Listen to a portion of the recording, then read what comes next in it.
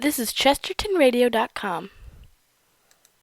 Buck Rogers in the 25th century.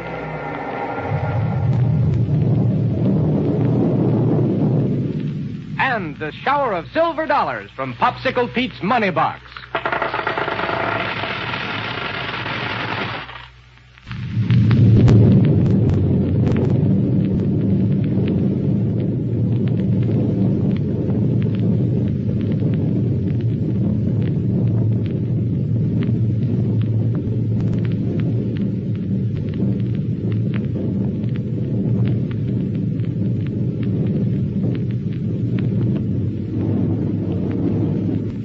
Right now, without wasting any time, we're going to pick up our story on the surface of the moon, just as Buck and Wilma discovered that they'd been tricked by Killer Kane and Ardela. Now, here we go, 500 years into the future. A rocket ship. It's gone. Oh, that rocket blast knocked me over. Here, get up quick.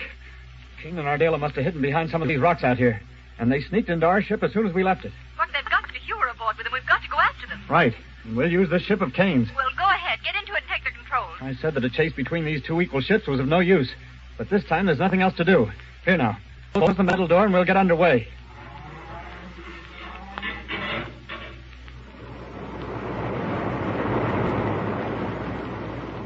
Can you still see our blue ship in the teleradioscope, Ardela? Yes, Kane. Buck and Wilma have just got into it. So they can head right out here after us, of course. We'll wait until they take off their spacesuits to operate the controls. What did you do? Left a slow generating gas pot under the control seat. It'll poison them before they know what's happened to them. Good work. Say, you must have hit Dr. Hewer pretty hard while he was getting out of his spacesuit. See, he's still out cold. Then we won't need to worry about him for a while. As a matter of fact, from now on, he can do all the work. How do you mean? Hewer's next job will be to invent a new weapon. For me. And it will have to be something I can use to bring a whole planet to its knees in a single stroke. Isn't that asking a lot, Kane? For a man like you, huh? No. What I'm thinking of is trying to persuade him to do it. I've an idea that when I show him how much he can accomplish under my direction, he may be perfectly willing to play along with us. All right. Now, where are we headed for? Ardela, we're going to Enceladus. That's one of the moons of Saturn, isn't it? Yes, it's one of the least known moons of Saturn. But I've decided that it will provide a good nucleus for the organization I will build up to carry out my plans. Why pick Enceladus? Because there we can work without any chance of being disturbed or interfered with. That sounds logical. Oh, my head. Wait, Hewer's coming too. Look, where are you?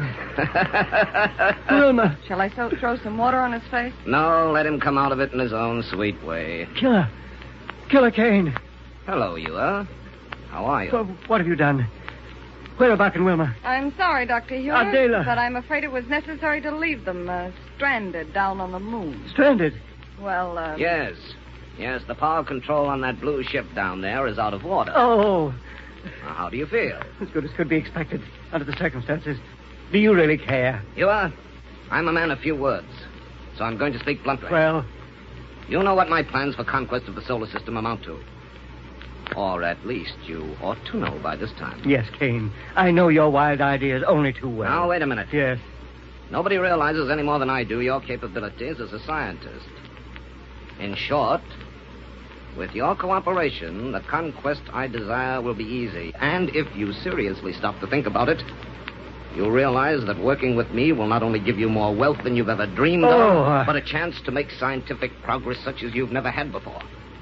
The whole solar system will be your laboratory. You will be the greatest scientist who ever lived. Kane, I'm not the least bit interested in what you're saying. Huh? Nothing under heaven could ever persuade me to be a partner to your crime. You are. Either you'll come along with me, or you'll die. As Rogers and Wilma have died. What are you talking about? You heard what I said. But before you said... You only said that the ship you left them in back there on the moon was disabled. Of course, so you wouldn't feel any animosity toward me when I made my little proposition to you. Do you think I'm a fool? What good would disabling their ship do us? No, you are. Our little situation required somewhat more drastic measures. What did you do? Beneath your dear friend Buck's control seat is a small beaker of chemicals, which right now are generating a deadly gas. Oh, In other words, when he and Wilma take off their spacesuits to operate that ship, it will begin to have its effect on them. Not too quickly, either. So they'll have no warning until it's too late. Clever, huh? You're not human. Really? Thank you. Kane, you're a monster. Yes, you are.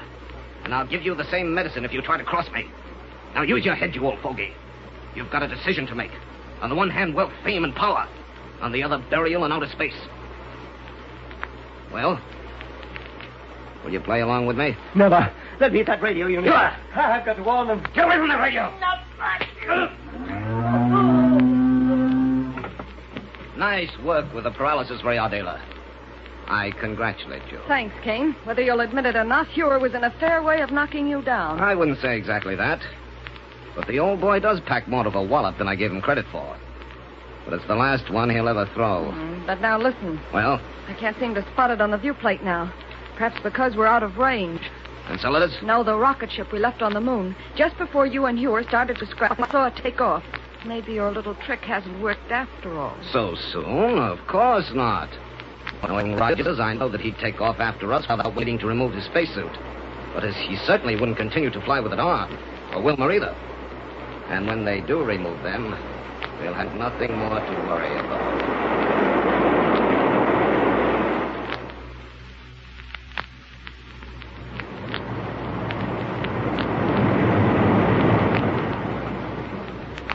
With me, Wilma, that's the fastest takeoff we ever made. Now, let's get out of these spacesuits so we won't have to talk by radio. Are we going in the same direction that Kane took? Yeah. So spot his ship in the teleradioscope as fast as you can. Hard to tell what focusing range. Oh, there it is. Good. I see it. And we're going straight after it. Thank goodness he's flying a straight course, though. Huh? Notice how clouds of cosmic dust keep interfering with the vision on this viewplate? Yeah. Too bad he got such a head start on us. But, Wilma, he's heading straight out toward Mars or Saturn. They happen to be in line with each other. Now I can't see your ship at all. Look, if he swings around out there very much, we're going to lose him. Do you know it? Well, we don't need to. We can hook in the gas analyzer and automatically follow his rocket trail. Great. I'll get it for you right away. Get it for me? Sure, out of this cabinet over here. But it's right here on the control board. See these dials? There. Turned it on. Then what's this unit here on this shelf? Oh, that's just an auxiliary unit in case this one gets out of order. Leave it there. Oh. See? These dials register 3, 1.7, and 32.1. Mm-hmm. Kane's rocket trail, all right. From now on, this ship will follow it automatically. Good. But say, let's get out of these spacesuits. Yes, let's. Breathing condensed air gets tiresome. They're not exactly comfortable in the control cabin either. Unsnap my helmet clamps for me. Sure. No, wait a second. Where are you going? Didn't close the door of this cabinet tight. For that, you can open your own helmet. All right. Anything to breathe pure air again. Wait, stop. Huh? Keep on that helmet. Are you trying to get me? Ouch! Told you to keep that helmet on. You see that auxiliary gas analyzer there in the cabinet? What's the matter, Buck? Cyanogen gas. Something very much like it here in this control cabin. What? According to dial 1 on this analyzer, it's slowly been getting stronger and stronger in here. Right now, there's enough to kill us instantly. Buck! More of Killer Kane's work. Somewhere in this control cabin. Here it is. See this beaker? Right under your control feet. Yes. Pouring out a gas intended to get us the minute we took off our spacesuits. Snap your helmet clamps tight again. What are you going to do? Throw this beaker out the main metal door. While we're tearing along like this? Yes, sir. Boy, did you feel the air in this cabin rush out when I opened that door? Yes, Buck. The pressure in here is returning to normal again. Well, that helped to clear the gas out, too. Thank heaven for the auxiliary gas analyzer. Yes, it's back to normal again. Well, then we can take off these helmets safely. I'm almost afraid to. No, it's okay now. Here, I'll help you. There you are. Here goes my helmet. Now that it's all over, Buck, I feel sort of funny. Yeah, I know what you mean. If you really think about it, it was a pretty close call for us. Too close. Killer Kane and Ardela won't stop at anything. The president was right, Buck, when he said that this is the most dangerous assignment he ever gave us. And we're seeing it through. We know how far Killer Kane will go to get what he wants, so we're going to play mighty safe every step of the way. But we're not going to waste any time. We can't waste any time. Keep the power on full. Dr. Hewer is a prisoner aboard their ship, Buck. After what they tried to do to us. Don't worry, Wilma. We'll get to him. We're on a clear rocket trail that can't miss. Maybe these two ships are exactly alike. But there are a few tricks of navigation that even Killer Kane doesn't know.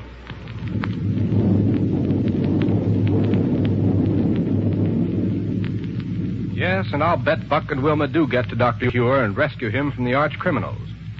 But how? And I wonder what Buck meant when he said that there are a few tricks of navigation that Killer Kane doesn't know. Well, I'm afraid we'll have to wait for the next episode.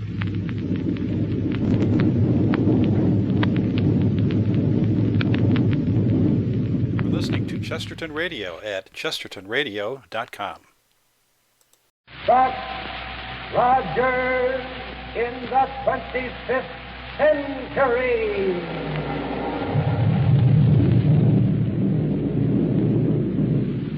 And the shower of silver dollars from Popsicle Pete's Money Box.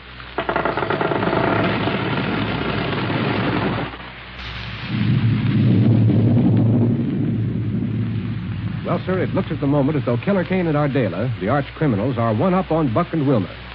To begin with, they succeeded in stealing Buck's super rocket ship and Dr. Cure with it. Now they're flying at top speed through outer space toward one of the 10 moons of the planet Saturn. Hundreds and hundreds of thousands of miles behind them, Buck and Wilma doggedly follow the criminals' rocket trail, determined to rescue Dr. Cure at any cost. But now let's pick up our story in the rocket ship of Kane and Ardela. Here we go, 500 years into the future.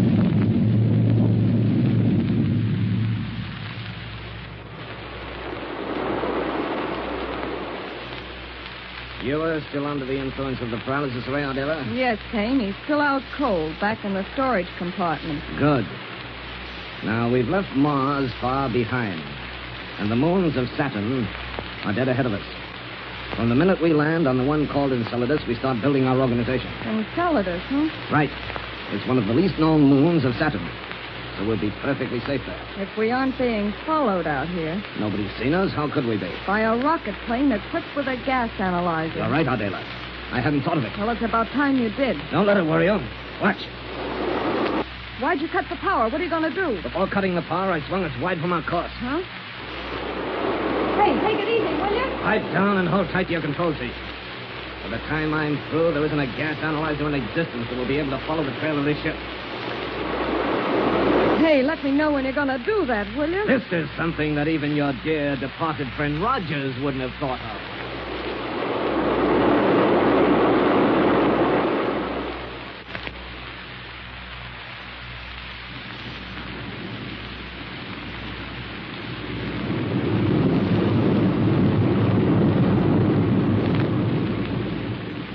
Kane's rocket trail still leads in the direction of Mars and Saturn, Buck. Yeah.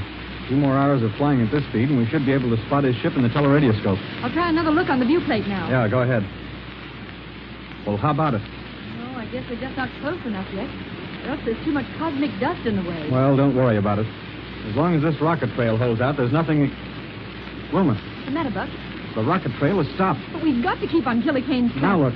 What? Now the dials register again. Gas analyzer back over. Oh, sir, it can mean only one thing. Huh? Kane has deliberately swerved his ship around to make a crooked trail. Listen to our motors as we follow it. Doesn't make very comfortable flying. No, it doesn't, but... Now look. The trail is gone completely. Want to pick it up again? I'm afraid not, Wilma. This is one of Kane's old tricks, and believe me, a clever one. Out here, where there's no air friction, his momentum is enough to carry him literally thousands of miles between short bursts of power. Maybe hundreds of thousands of miles.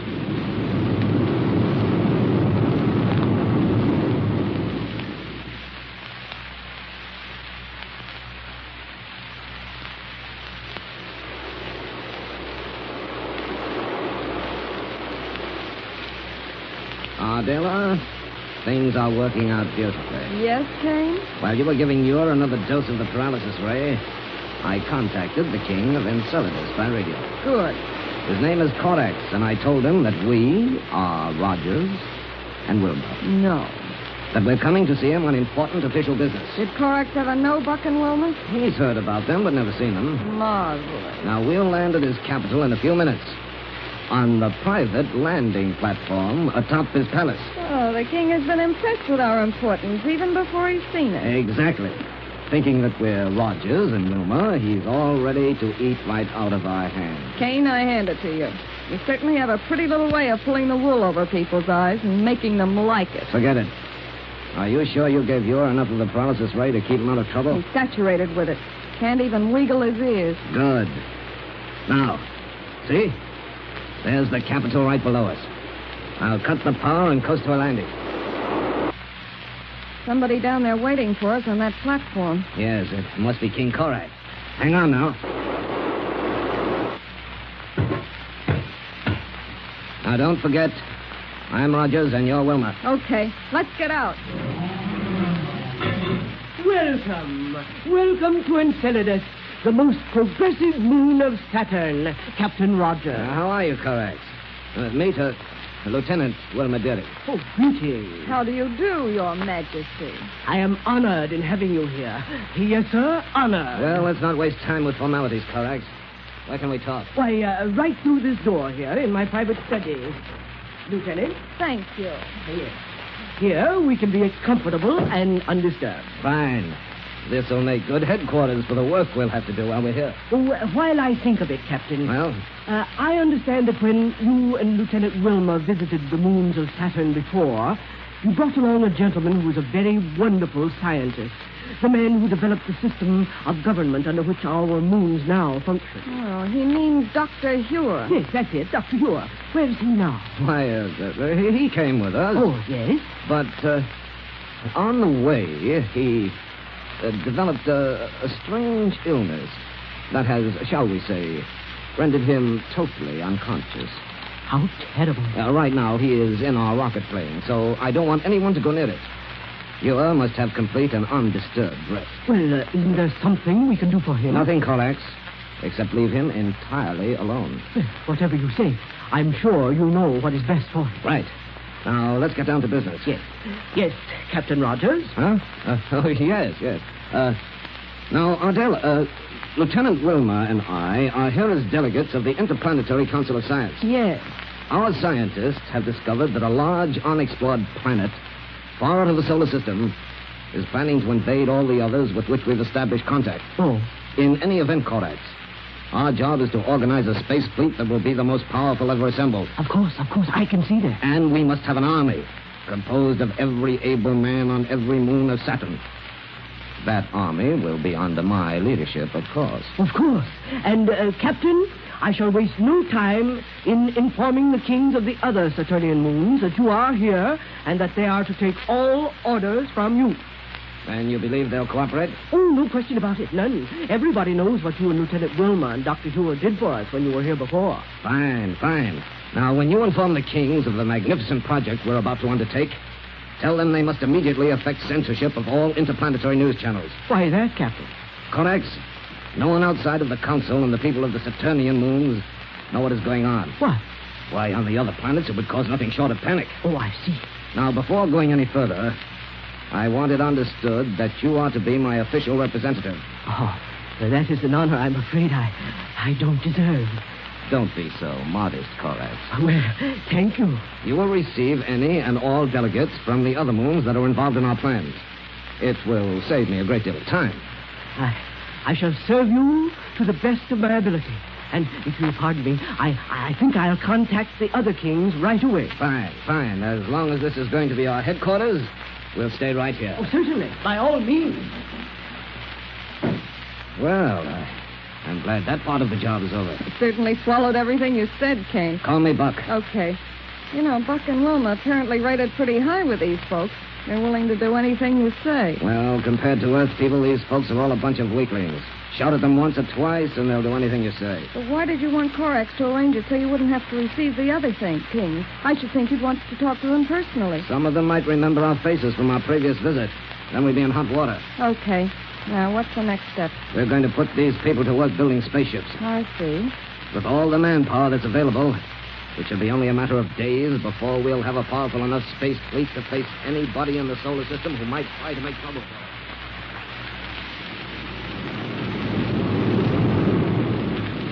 Calling Black Barney. Buck Rogers calling Black Barney. You can land on Mars whether you get him or not, Buck. But if we don't have to land, it'll save us a lot of space traveling. That's true. Calling Black Barney. Hello, Captain Rogers. How are you? Hello, Barney. Why, I haven't heard from you since we got back from exploring under the Earth. But I understand you're looking for Killer Kane and Ardela. Right. Have you seen any sign of them? Yes, sir. And I don't think you better waste any time if you want to catch them. You know where they are? Well, Captain, with them crooks on the loose, the minute I got back here to Mars, I got everything all organized out and fixed up a fleet of space patrol. Yes. And just yesterday, one of the pilots seen a strange super rocket ship flying out towards a little plasteroid. You mean planetoid? Yeah, plasteroid. It lays about 14 points west of here in the same orbit as Mars has. Good. With this teleradioscope in sharp focus, he could see that the Killer Kane heading right towards Saturn. Great. So you sent patrol ships after it. Well, Captain, I was sort of afraid to... What? You mean you let him get away? Well, Captain, in getting things all organized out in such a hurry, I forgot to equip any of my patrol ships with rocket guns or anything.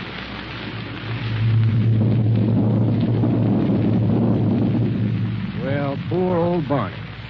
But at least our friends are on the trail again.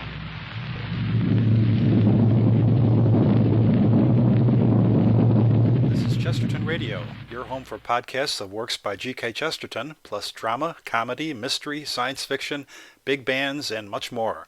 The soundtrack to your Chesterton day at chestertonradio.com. Rogers in the 25th century.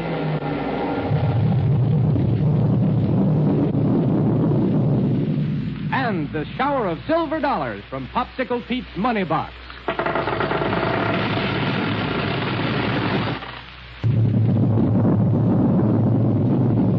Buck Rogers, High Adventure in the 25th Century. A prophecy of the future, for don't forget that although some of the amazing scientific developments you hear about on this program may seem fantastic or improbable, they're all within the realm of possibility according to our present-day knowledge of science and mechanics. Now, as you no doubt remember, Killer Kane and Ardela have set up headquarters on the moon of Saturn called Enceladus.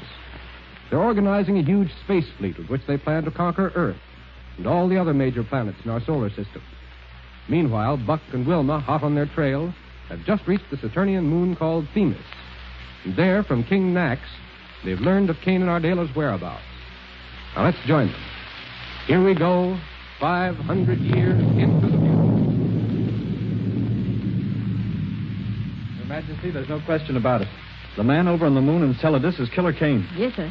And his masquerading as Buck here is just to get authority. Then my calling him by radio just now was a good move. You bet it was. I recognized his voice the minute he spoke to you. Now, our job is to get on over there and trap him and Ardela before they can find out we're anywhere around. Do they know you're on their trail, Captain? No. So we can take time enough to plan carefully. Take time, Buck? Does Dr. Hewer in their hands? Well, look, it'll be nightfall by the time we can get to Enceladus. Wilma, the only reason we didn't trap them on Earth's moon is because we didn't plan our moves carefully enough. But think of Dr. Hewer. You see, Your Majesty, it was down there on our moon that they kidnapped Dr. Hewer. If we'd used our heads, we'd have got them instead. What happened, Captain? Well, they landed their rocket plane on the moon in plain sight. And we saw it from Earth and went right after them. I see. But when we landed beside it, put on spacesuits and went over to it, they jumped out from behind some rocks and flew off in our ship, with Dr. Hewer as their prisoner. You just now said they don't know you're trailing them. They must have realized you'd lose no time in following them. Right, but they planted a poison gas generator in the control cabin of this ship. It was only by luck that we weren't done in. I see. And their belief that you're dead is to your advantage. Yes, sir. Now, you say that Kane is organizing a huge battle fleet. All of our Saturnian moons are contributing to it. That can mean only one thing. Conquest of Earth. Really? Now, come on, Wilma. Let's get our heads together and plan how... Hey, where is she? She was here just a moment ago, Captain. Well, that's funny. Could you have gone into your office here? Wilma? Not there, Captain? No, sir. She didn't get back into this rocket ship, did she? Wilma! I don't believe so, Captain. There's something screwy about this, King Nax. Wilma! Hey, where are you? Here's our plan for conquest in a nutshell, Ardela. Right, Kane, go ahead. In the first place, these Lunarians of Saturn, believing that we're Rogers and Wilma, have practically finished building a space fleet for us. Mm-hmm. But what about the rocket fuel that was to come from the moon Themis? All taken care of. King Nax called me by radio. Oh, fine. Now, the space fleet is the biggest that has ever been assembled in one place, and to make things even better, Every pilot in the lot has pledged blind allegiance to Captain Buck Rogers. In other words, to me. What'd you do? Go out and talk to them? Not much. You and King Korax are still the only people on all the moons of Saturn who have seen me. And Korax, never having seen Rogers, believes that I'm he. Well, King Nax tried hard enough to see you. But he didn't. All I ask is that these people think I'm Rogers until we get our fleet of battle cruisers on the way to Earth. Then I don't care who knows our real identity. What's this? You're not Captain Rogers at all, sir. Who are you? Now, wait a minute, Korax. Just what's the trouble? Why, you've misrepresented yourself. You're not Captain Rogers. And I insist that you tell me who you really are. Very well. Close that door. Yes, Captain. Korax? Yes? My name is Kane. Killer Kane. I've heard of you. Now, speak up. How did you find out that I'm not Rogers? Why, Captain, Killer, that is. Speak up! Yes, sir. I sent one of my guards to Themis to check upon the production of rocket fuel, as you suggested. Well? The guard is a man who lived on Themis at the time Captain Rogers was here before, when the captain set up our present governmental system. Yes, go on. Well, he reported back to me less than 5 minutes ago, and he told me that he saw Captain Rogers land in a rocket plane there on Themis. What? Yes, sir. Kane, we left a poison gas generator in that rocket plane to get rid of him and Wilma. Lieutenant Wilma Deering is with him on Themis. That's impossible. They're dead. Oh, but my guard knew them well when they were here before. And he saw both of them step out of their rocket plane when it landed on the palace roof at Themis. Where's that guard? I threw him into prison. Ha! Good for you. But only to protect myself. What do you mean by that? Well, I realized how deeply I have become involved in this mad plan of yours. Rather than let the guard tell others where and how I've been deceived by you, I put him out of the way. What do you intend doing now? I don't know. Anything but continue to assist you in your mad conquests. You're too late, Korax. You're more involved in this whole scheme than anyone else, even including myself. Now, even if you could back out, you'd be crazy to do so. For by staying with me, you can become one of the most wealthy and powerful men in the whole universe. What? If only that could be true. Would you have imagined a few days ago that our space fleet could be made ready for action in such a short time? No. But right now, it's the most powerful in the solar system. Any opposition to it, and that means to me, can result in but one thing: instant and complete annihilation. In other words, Korax, you have no choice in the matter. Yes, you're right. But I'm glad of it. I've seen what you can do, and I believe you in your promise for wealth and power. That's the spirit. I've had my taste of authority in ruling this little moon of Saturn. Now my power will extend throughout the whole solar system. Absolutely. After all, we can live for only once. Why shouldn't I get what I can for myself? Command me, Kane. I'm at your service. Korax, we must first rid ourselves of the menace of Buck Rogers. Prepare the space fleet to invade Themis at once. It shall be done. It shall be done. Kane, you're marvelous. I told you these people could be led around by their noses. What's more, if anything goes wrong, we simply pass the buff to Korax. Kane, with Buck and Wilma around, the chances for something going wrong are plenty. Yes, I know it. That's why I ordered Korax to have the space fleet made ready. Not to invade Themis, that would be foolish. I should think so. The point is that if Rogers doesn't know it already, sooner or later he's going to know that we're here. Therefore, he won't waste much time coming over here. But with our rocket fleet for protection, we'll be more than ready for him when he arrives. Seems to me, Kane, we have an even more powerful weapon than the rocket fleet. What? A certain individual who's lying outside in our spaceship under the influence of the paralysis ray. Dr. Hewer, of course. Right. Have you renewed his dose of the paralysis ray? Not since just after we got here, but I gave him a mighty heavy shot of it. Then he'll be all right. And we'll have him right in our hands if Rogers decides to continue. Doctor, are you all right now? Wilma, how did you get here? We're in Kane's rocket ship, right back at his headquarters. How do you feel? Why, pretty good. You must have given me an antidote for the paralysis ray. Yes, I found it in the laboratory deck of this ship. Wilma, this has been a nightmare. Kane and Adela have kept me under the influence of the ray practically all the time since they kidnapped me down there on the moon. When we first got here... We're still on the moon in Enceladus, aren't we? Yes, Doctor. And Kane is in complete charge. Well, when we first got here, I almost completely recovered consciousness. But Ardela was right here with the ray projector. That's terrible. In spite of the antidote, I still don't feel entirely right. Just relax for a minute, then you'll feel better. Well, tell me, how did you get here?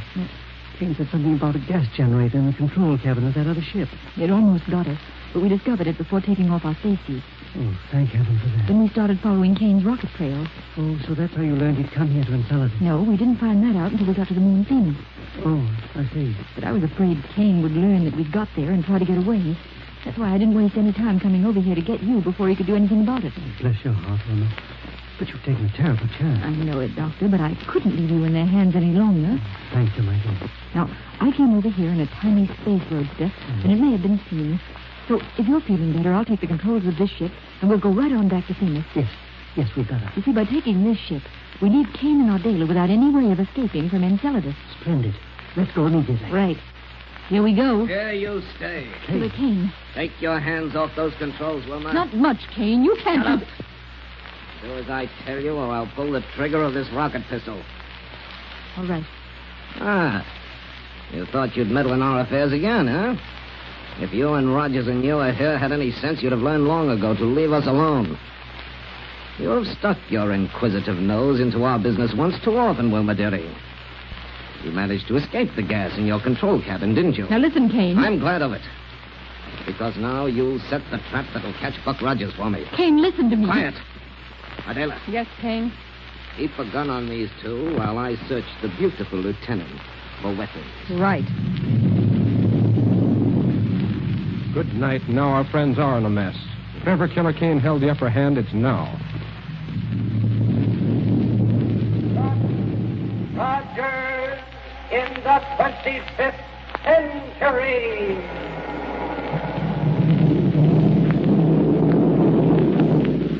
And the shower of silver dollars from Popsicle Pete's Money Box.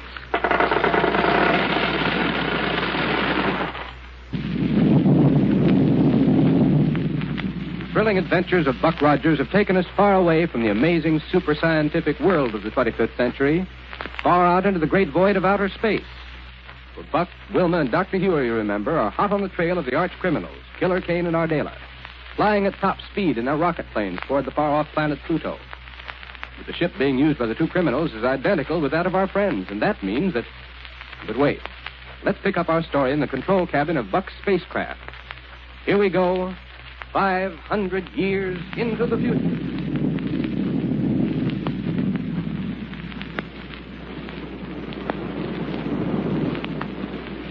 Wilma, can you still see Kane's ship on the viewplate of the teleradioscope? No, Buck. Either there's too much cosmic dust in the way or they've gained on us. We're still automatically following them, though, Buck. Yes, The Doctor? gas analyzer's picking up a clear trail of rocket gas. Good. But now, look here on this sky chart. Yes, Buck? This proves what I've suspected. Oh, you've charted our course on it. Yes, sir. Wilma, the two criminals are headed for one of the black planets. Oh. Or I should say planetoids that lie out near the orbit of Pluto. Good night. Yes, sir. Not so good. Buck, you and Wilma were out there among those black planetoids once before. Yes, sir. And according to your reports about them, they're composed of a substance that absorbs light to such a degree that it reflects none. In other words, Doctor, they're practically invisible. Unless you get them between the sun and yourself, you can't see them at all. Even then, they just look like a dark blur against the glare of the sunlight. And I take it that there's grave danger of running into one of them before you can even see it. Not only that, but if you get close to one of them, its terrific pull of gravity is likely to make you crash on it. I see. But the real danger is not in the planetoids themselves. No? No, sir. Didn't you see the pictures I had taken with a telemagnetic recorder camera? Of the gigantic bird? Yes, Doctor. Space birds flying all around out there. Yes, that's right. Well, we have the protection of our long-range disintegrator. Oh, just the same. If a couple of dozen of them hove into sight, we'd have a pretty hot time on our hands. Doctor, some of those birds must have a wingspan of 300 or 400 feet. Oh, what? That's right, sir. The only reason we took pictures of them was because we knew it was the only way you'd believe us. Their power of flying around in space is what I can't understand. You know, without air to flap their wings against. Wasn't there anything to indicate how they propel themselves? Only little streams of fire coming from the tips and edges of their wings. How can they breathe in the vacuum of outer space?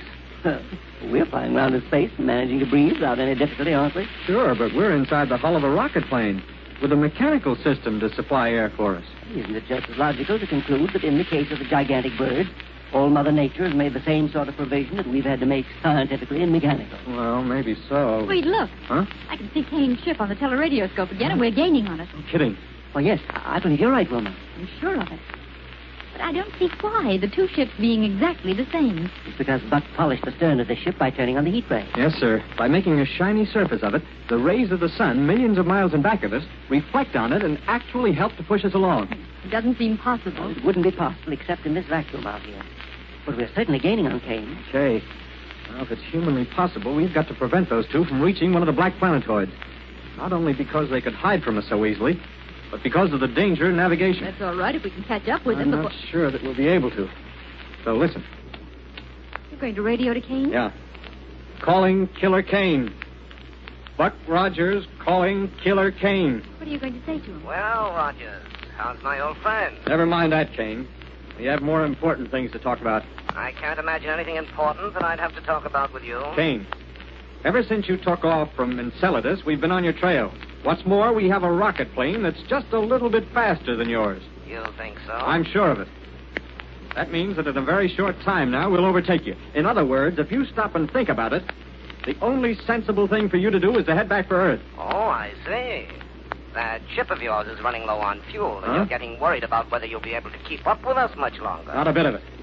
The whole thing is simply that we're bound to get you sooner or later. And you may as well save yourself as much trouble as possible. Listen, Rogers. The ship you're in is identical in every respect with this one. Same size, same streamlining, same rocket projectors, same everything. You'll never catch up with us, and you know it. That's so? Well, suppose you look back and see how much we've gained on you just in the short time we've been talking by radio. Oh. Rogers, I want to tell you something. Well? If by any chance you should catch up with us, you'll never take us alive. Heroics, Kane. Forget them and think it over. Why, you... Well? No, Buck, he'll fight to the bitter end. I only hope that he doesn't realize what's given our ship the greatest speed and do it himself. No, I don't think so. Look. Huh? Something black is straining out the stern of his ship. Yes, I see it. Yes, I wonder what it could be. Suppose the continuous maximum flow of power from his rocket tubes is jammed. But it isn't coming out of the tubes, Wilma. Focus the teleradioscope closely to bring out its tail. Right. There you are. Buck, that's ultronium. The heavy material these ships carry for balance. Why is he unloading it that way? Lightening his ship won't give him any more speed, will it? Not a bit. Here in space, it has no weight anyway. Then what's the idea? I don't... Wait. Huh? I think I know what he's trying to do. What, Buck? You see, that stream of ultronium dust is traveling directly backward along the hull. Yes. Sure, his forward motion makes it travel back that Well, way. what it does is provide an element for his rocket blast to push against. You're right, Buck. And he's picking up a little additional speed. Not very much, though. And there goes the last of the ultronium. Oh, I hope it hasn't given him enough speed to keep ahead of us. Oh, sir. It'll take a lot more than that to keep us from catching him. Before he can reach one of the black planetoids? Well, Buck, I'll unrecoil energy projector. Yes, sir? Turn it back, and it will push against the rocket exhaust. Sure. That'll give us more speed. Why didn't we think of that before? Turn it on, Buck. Right, sir. There. Just let Killer Kane try to stay away from us now.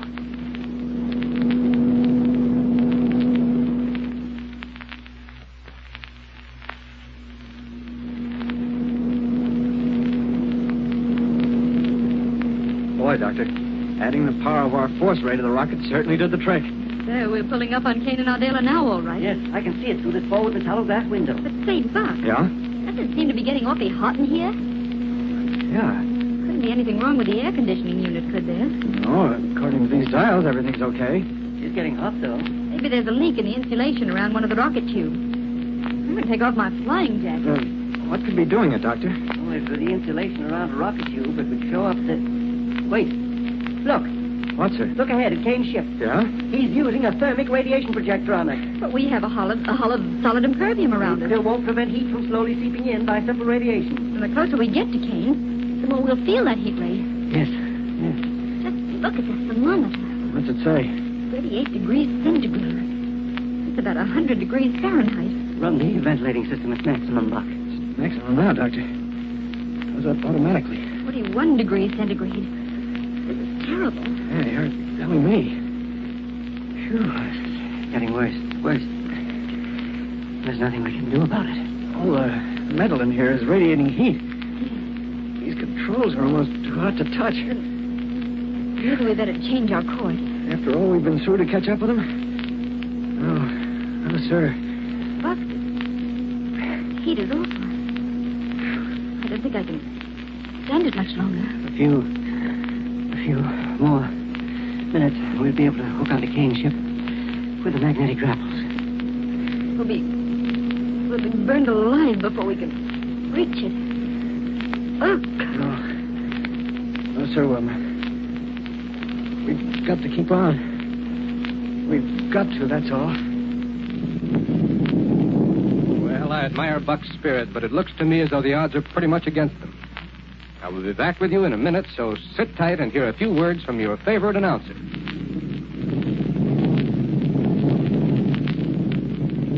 This is Chesterton Radio, the true, good, and beautiful at chestertonradio.com.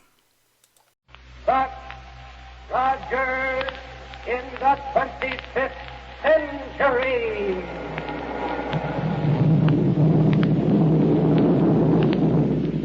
And the shower of silver dollars from Popsicle Pete's money box.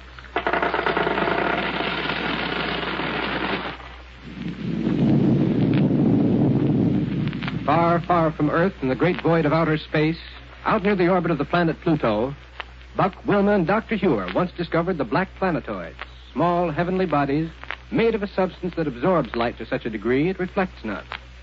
Planetoids that are virtually invisible, that exist in a state of perpetual darkness. On one of these strange little worlds, a powerful floodlight would illuminate only a tiny area because of the lack of reflection. And that's why Killer Kane and Ardela, seeking to escape from our friends in a super rocket plane, roared onward and onward through space and finally landed on one of the black planetoids. The spaceship of Buck, Wilma, and Dr. Hewer, badly disabled in the course of its flight, streaked downward into the planetoid's tremendous gravitational area, downward through its dense atmosphere, until finally it crashed. And now we open our story inside the ill-fated rocket ship's control cabin. Here we go, 500 years into the future.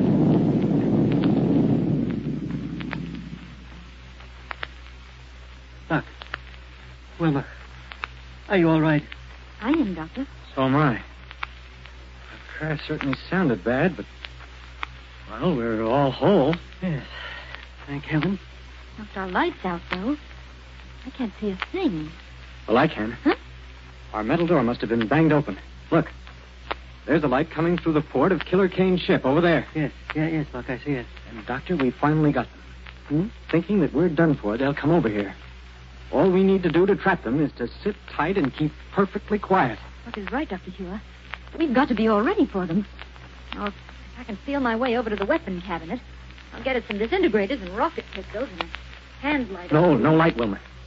I'll spot them and know that we're okay. Of course, sorry.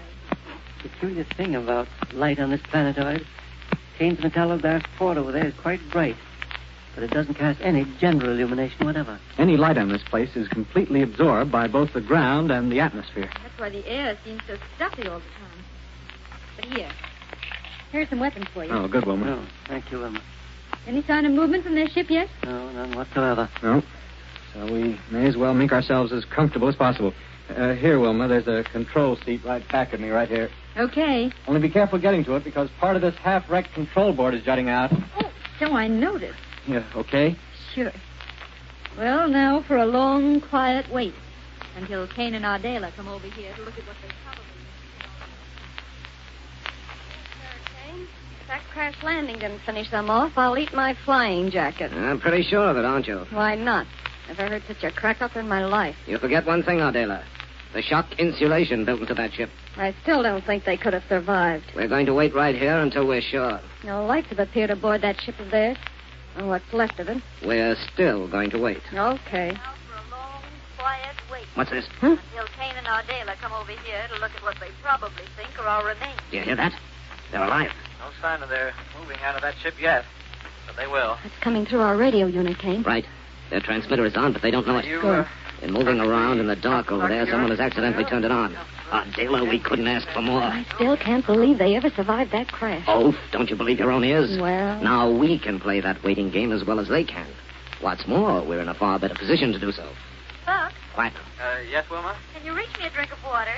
Yeah, the tank's right here beside me. Matter of fact, I'm so dry myself I could almost exhale dust. One beneath me. I can't think of anything I'd like more. Right, sir. Uh-oh. What's the matter? Water tank is bone dry. Listen. Oh, no, are you sure? Let me have your hand. See? Drop coming out. Oh, but water's one thing we can't do without it. This is serious. I know it. Afraid there's nothing we can do, though, until we can get into Kane's ship. Well, but... Okay. Ah, no water aboard their ship, eh? If they only knew it, there's a water hole less than 100 feet away from them. How do you know? Now, why do you suppose I navigated our ship down to this particular spot? Well? It's exactly where we landed when we were on this black planetoid before. Oh, I see. Incidentally, there's a deep natural pit not far from here, too. Adela, I've got an idea. Well, it had better be good. Listen, as long as those three are inside their ship, we can't safely get over to them to put them out of the way. Of course not. The minute we used enough light to get their exact location, they'd blast us down. But if we can get one of them out of that ship, and it would certainly be Roger. Now, wait a minute. Better tell me how you think you can do it. Easily, by turning on our radio transmitter and letting them hear us talk. What? But just to make sure you don't pull any of your usual boners, I'll carefully write out exactly what we're going to say beforehand. It still doesn't make sense, Kane. A little bit of carefully planned dialogue will get Rogers out of that ship while my name isn't Killer Kane. Well, if you ask me, it'll have to be pretty good dialogue. If you'll pipe down a minute so I can write it, it will. Now, while I'm doing it, you can keep a sharp eye in the general direction. Hours and hours, and still no sign of movement in Kane's rocket ship. Oh, just gotta be patient, Wilma. It's so wrecked we're helpless until they come over here. If only there was some water. Isn't there an emergency tank of some kind on board, Doctor? No, well, I'm afraid not. We'll just have to grin and bear it. Buck, we'd stand at least an equal chance if we made an attack on Kane and Forget it, Wilma. Wilma. We're thirsty, too. We don't dare take any chances. Look, the light from the port of Kane's ship has gone out. I wonder what that means. Probably nothing, Wilma. There's one of the forward compartments. Dinah, I hope it doesn't mean they're getting ready to take off. If we let... Now, wait, Buck, what's that? Can't you even walk past this control board without bumping into it? I'm sorry, You hear that? Our Dalas bumped into the control board and turned on their radio unit. Turn out the light in the forward compartment. Yeah, now that we've got the water tank full again, we don't need it on. Rather a lucky find, that water hole out there, wasn't it? Listen. There's a lifesaver.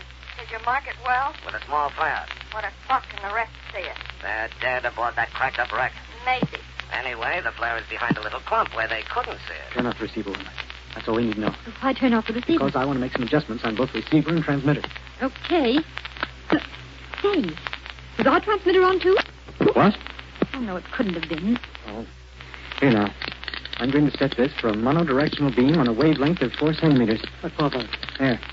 Now, we'll get into the locker here. There we are. What are you going to do, Buck? Put on a spacesuit and go out and get some water. Buck, that's too dangerous. This suit will give me protection and a way for us to communicate with each other while I'm out there.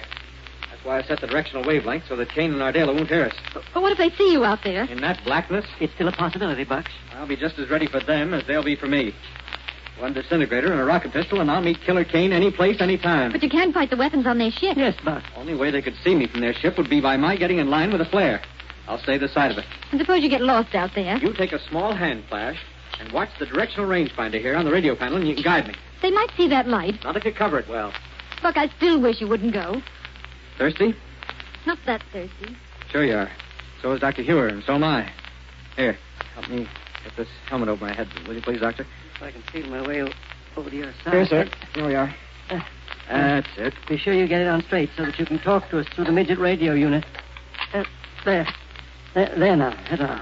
You, hear me all right? Yes. Here a rocket pistol and disintegrator, and a container for water. Thanks. Now, here I go. Doctor, I'm awfully worried about his going out He'll there. be able to take care of himself, Wilma. He has rocket pistol, disintegrator, and the jumping belt that's built into the uniform. Buck, Okay, Wilma. Getting along fine out here. don't run smack into Kane's rocket ship. Judging by the light we saw, it's well away from where I am. Any sign of that flare marking the water hole? Not yet, sir. Oh, here, wait. Yeah, now I see it. You sure it isn't another light in their plane? No. Looks almost like a small bonfire. Probably one of the flares from the laboratory deck of that ship. Yeah, I guess so. I'm walking over toward it now. Now, well, be careful, Buck. You don't want them to see you against that light. Don't worry, Doctor. Hey! What's the matter, Buck? Buck, what's happened? Answer me, Buck. Buck! Well, it looks as though Kane's trick has worked, doesn't it?